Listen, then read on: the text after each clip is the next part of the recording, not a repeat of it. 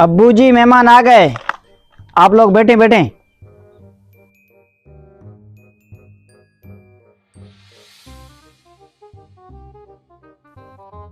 माशाल्लाह, आपका घर तो बहुत बड़ा है। ये हमें गरीब समझ रहा है। भाई साहब ये तो कुछ भी नहीं है, मेरे यहाँ टाउन में 4 कनाल का बंगलो है, बंगलो अब्बा जी का। भाई साहब, और क्या क्या है आपके घर में? भाई साहब आप ये पूछें घर में क्या क्या सामान नहीं है, रब का दिया हुआ सब कुछ है हमारे पास। भाई साहब, आपके घर में टीवी है? टीवी टीवी तो गरीब लोग रखते हैं, हमारे घर में सिनेमा लगा हुआ है, सिनेमा। भाई साहब, आपके पास जमीन वगैरह है?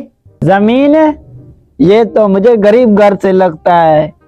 400 मुरब्बा इस तरफ है, 400 मुरब्बा इस तरफ है।